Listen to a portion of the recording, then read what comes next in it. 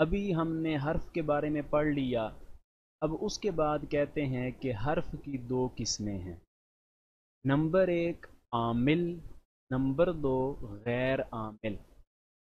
عامل کا مطلب ہوتا ہے عمل کرنے والا، جیسے ہمارے ہاں بھی عامل ہوتے ہیں، دارو، دم دارو کرنے والے، تعویذ کرنے والے، وہ عمل کرتے ہیں۔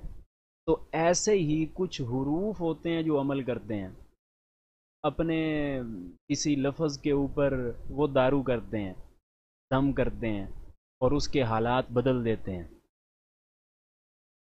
تو یہ عمل کرتے ہیں۔ عمل کرنے کا مطلب کیا ہے کہ کچھ حروف ایسے ہوتے ہیں کہ ان کے بعد جو اسم آتا ہے اس کے اوپر وہ اثر ڈالتے ہیں اور اس کا اعراب بدل دیتے ہیں۔ اور غیر عامل وہ ہوتے ہیں کہ جو اثر نہیں ڈالتے، وہ سادہ قسم کے حروف ہیں، وہ کچھ کسی سے کوئی چھیڑ چھاڑ نہیں کرتے۔ تو پہلے نمبر پر ہیں حروف عامل، دوسرے غیر عامل۔ ان کی وضاحت تو کتاب کے آگے آئے گی، لیکن چونکہ عامل میں سے ایک قسم ہے حروف جارہ، اس کی ہمیں جلد ضرورت بھی پڑنی ہے، اس لیے ہم اس کو پہلے پڑھ لیتے ہیں۔ حروف جارہ، حروف جارہ سمجھنے سے پہلے ذرا ہم اس چیز کو دیکھ لیں کہ ایک ہے پیش، ایک ہے زبر اور ایک ہے زیر۔ پیش کے تین اور نام ہیں، زبر کے بھی تین اور نام ہیں، اسی طرح زیر کے بھی اور تین نام ہیں۔ پیش کا ایک نام رفع ہے، ایک ضمہ ہے اور ایک ضم ہے۔ اسی طرح زبر کا ایک نام ہے نصب، ایک ہے فتح، ایک ہے فتح۔ زیر کے بھی تین نام ہیں، ایک ہے جر، ایک ہے کسرہ اور ایک ہے کسر۔ تو پیش زبر زیر، اس کو آپ نے یاد اس ترتیب سے کرنا ہے، جیسے پیش زبر زیر، رفع نصب جر، ضمہ فتح کسرہ، ضم فتح کسر۔ اس طریقے سے آپ نے اس لائن میں ان کو یاد کرنا ہے۔ اب رفع پیش کو کہتے ہیں، زبر نصب کو زبر کہتے ہیں، جر کو زیر بھی کہتے ہیں۔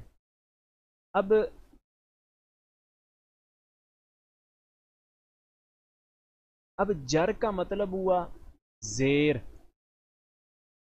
اب ہم اس کو کہہ دیں جارہ، تو جارہ کا مطلب ہوگا زیر دینے والا، زیر دینے والا،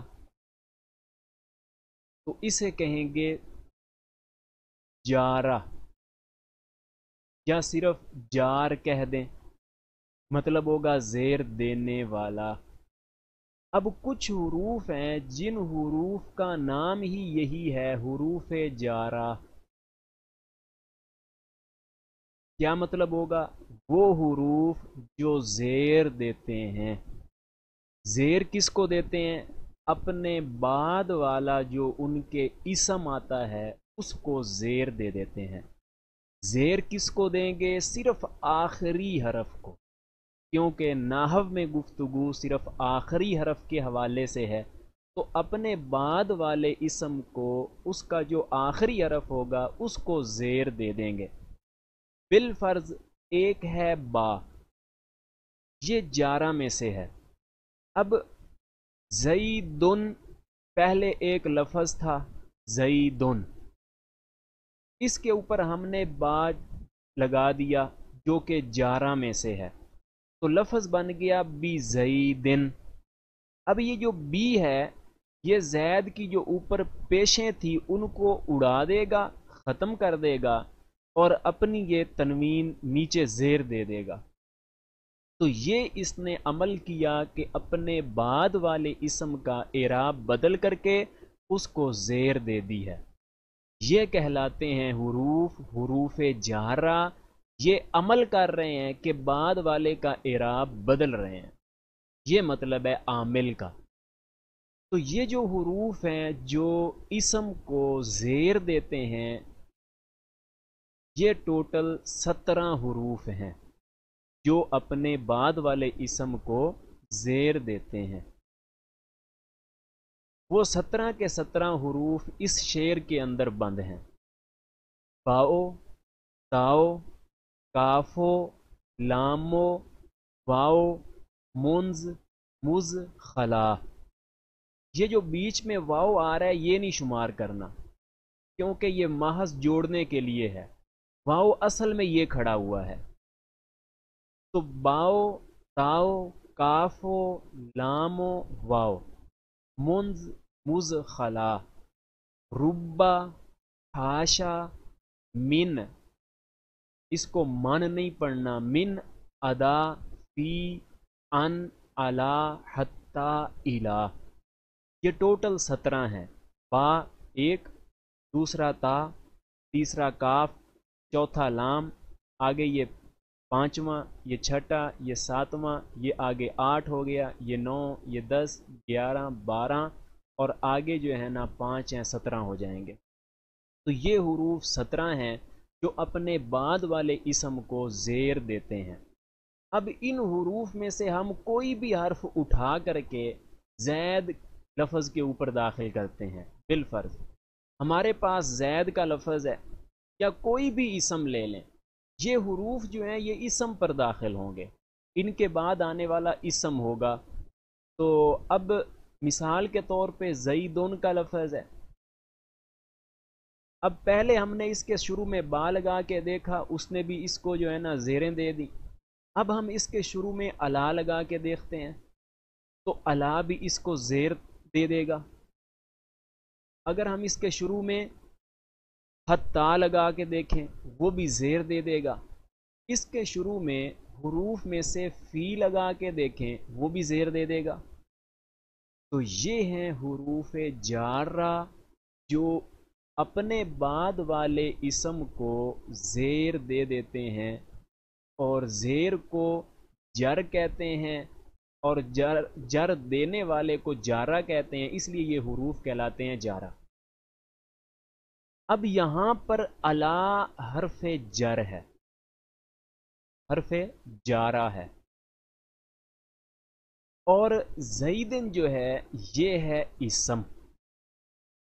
لیکن ایک اور بات بھی سمجھیں کہ اردو کے اندر جس بندے کے اوپر ظلم ہو جائے نا، ہم اسے کہتے ہیں مظلوم۔ اردو میں جس بندے پر ظلم پڑ جائے ہم اس کو کہتے ہیں کہ یہ مظلوم آدمی ہے، مظلوم ہے۔ کیا ہوا ہے جی؟ ظلم اس کے اوپر پڑ گیا۔ اسی طرح کسی بندے کے اوپر جبر کیا جائے، اس سے کوئی کام کروایا جائے، ہم کہتے ہیں کہ یہ بندہ مجبور ہے، مجبور۔ جس بندے کے اوپر جبر کیا گیا وہ مجبور ہو گیا، جس بندے کے اوپر ظلم کیا گیا وہ بندہ مظلوم ہو گیا۔ اسی طرح جس اسم کے اوپر حرف جر پڑے گا وہ اسم مجرور کہلائے گا، جس اسم کے اوپر جر پڑ جائے گا اس کو کہیں گے مجرور۔ جیسے جس پر ظلم پڑے تو مظلوم، جبر کیا جائے تو مجبور، جر پڑ جائے تو وہ کہلائے گا مجرور۔ اور اسی طرح رفع کا، پیش کا ایک نام رفع آپ نے پڑھ لیا۔ اب بالفرض زیدن ہو تو زیدن کے اوپر رفع ہے، اسے ہم کہہ سکتے ہیں کہ زید پر رفع پڑ گیا، پیش پڑ گئی، رفع پڑ گیا، تو اسے کہیں گے مرفوع۔ اسی طریقے کا لفظ ہے، جیسے مظلوم، مجبور، تو یہ مرفوع۔ اور اسی طرح اگر زیدن ہو جائے، اس کے اوپر 2 زبریں آ جائیں تو پھر نصب پر، اس کے اوپر نصب پڑ جائے گا، جب نصب پڑے گا تو اسے کہہ دیں گے منصوب، نصب سے منصوب۔ ایک اور بھی چھوٹی سی بات سمجھ لیں کہ جب ہم کسی بھی عربی لفظ کے اندر کسی کے اوپر ہم زبر دیتے ہیں تو اس کے آگے ایک الف بھی ہم بڑھا دیتے ہیں۔ اگر ہم زیدن پڑھیں تو کوئی آگے الف نہیں بڑھتا، اگر اس کو زیدن پڑھیں تو الف نہیں پڑھتا، زیدن پڑھیں تو آگے دو زبر کے بعد الف کیوں آ جاتا ہے؟ تو یہ محض عربی ادب ہے۔ جیسے اردو کے اندر ایک قاعدہ ہے کہ جو لفظ سین سے شروع ہو اس کے شروع میں الف بڑھایا جا سکتا ہے، ضروری نہیں ہے لیکن بڑھایا جا سکتا ہے۔ جیسے سکول کے شروع میں الف بڑھا سکتے ہیں، اسکول۔ اسی طرح آپ نے دکانوں پہ لکھا ہوگا سپیشلسٹ، دیکھا ہوگا سپیشلسٹ، لیکن اس کے شروع میں بھی الف بڑھایا ہوتا ہے۔ یہ محض اردو ادب ہے، ورنہ یہ ضروری نہیں ہے۔ لیکن عربی کے اندر جب کسی کے اوپر زبر آتی ہے، نصب آتا ہے، تو اس کے آگے الف بڑھا دیا جاتا ہے، یہ پھر ضروری ہوتا ہے۔ تو حرف کی دو قسمیں، نمبر ایک عامل، نمبر دو غیر عامل۔ غیر عامل جو ہیں، عامل حروف جو ہیں ان کی اور بھی کچھ وضاحت ہے، اور بھی ان کی اقسام ہیں، لیکن ابھی جو ہے ہمارا انہی سے گزارا چل جائے گا تاکہ شروع سے ایک ترتیب سے آپ کو ایک آئیڈیا ملتا رہے۔ ابھی ساری وضاحت ہو جائے گی تو آپ پریشان ہو جائیں گے، ان کی ساری وضاحت کتاب کے آخر میں آئے گی انشاءاللہ۔ تو حروف جارہ آپ نے پڑھ لیا کہ اپنے بعد والے جو ان کے اسم آئے گا اس کو زیر دے دیں گے۔ چنانچہ یہ 7 حروف پڑھ لینے کے بعد اب ذرا ہم قرآن پاک میں سے کچھ الفاظ دیکھ رہے ہیں کہ کتنے زیادہ الفاظ قرآن پاک میں سے آپ کو سمجھ آ گئے ہیں۔ دیکھیے جی کہ یہ وہ الفاظ ہیں جو قرآن پاک میں بہت زیادہ استعمال ہیں۔ بی، پہلا حرف جار، یہ حرف اردو میں کے ساتھ کے معنی میں استعمال ہوتا ہے۔ مثلا بالحق، حق کے ساتھ۔ اب قرآن پاک میں دیکھیے جی، بالقلامی، بعد میں القلم اسم تھا اس کو زیر دے دیا۔ بنصر اللہ، بنصر، نصر اس کی راہ کو زیر دے دیا۔ باذن اللہ، اذن کی نون کو زیر دے دیا۔ تو پہلے ان کے جو بعد میں پہلا اسم آتا ہے اس کو زیر دیتے ہیں، جو بعد لفظ اللہ کا زیر آیا ہوا ہے نا وہ کوئی اور وجہ سے ہے، وہ ہم پڑھ لیں گے انشاءاللہ۔ بسم اللہ میں میم کو زیر آ گیا، بسم اللہ، بسم ربی کا، اس میں بھی میم کو زیر ہے، آگے بھی ایسے ہے۔ تا، تا قسم کے لیے استعمال ہوتا ہے اور اللہ کے ساتھ خاص ہے۔ اللہ، یہ اللہ ہی کے ساتھ بولا جائے گا، اللہ کی قسم۔ اور واو، یہ بھی قسم کے لیے استعمال ہوتا ہے، واللہ، اللہ کی قسم۔ اب دیکھیے قرآن پاک میں کتنی زیادہ اس طرح قسمیں اٹھائی گئی ہیں جن کے شروع میں واو ہے۔ والشمسی، والقمری، دیکھیں سب کو زیر مل رہا ہے۔ واللیلی، والسمائی، والارضی، آگے ساری مثالیں دیکھتے چلیں۔ کی طرح، کی مانند، کے جیسا، یہ اس کا معنی ہوتا ہے۔ جیسے کل قمر، چاند کی طرح، چاند جیسا۔ اب قرآن پاک میں مثالیں دیکھتے جائیں۔ کل حماری، کل جبالی، کل حجارتی، کل انعامی، کل مجرمینہ، اس کو چھوڑ دیں، اس کے اوپر زیر ذرا ایک اور سٹائل کا ہے۔ کشجرتن، کعصفن۔ اسی طرح فی کو دیکھیں، قرآن پاک میں کتنا زیادہ استعمال ہے۔ فی المسجدی، فی الکتابی، فی الغرفتی، فی جہنما، اس کا زیر اور سٹائل کا ہے، یہ بھی آپ پڑھ لیں گے۔ فی اللیلی، فی النہاری۔ من ہے تو اس کی قرآن پاک میں سے مثالیں من المدینتی، من البیتی، من المسجدی، ساری دیکھتے چلیں جی۔ الہ کو دیکھ لیں، تک کی طرف اس کا معنی ہوتا ہے۔ الہ جبل، کسی پہاڑ کی طرف۔ الی البیتی، الی السوقی، علی، علی العرشی، علی العالمین، عالمین کا زیر اور طرح کا، یہ ہم پڑھ لیں گے۔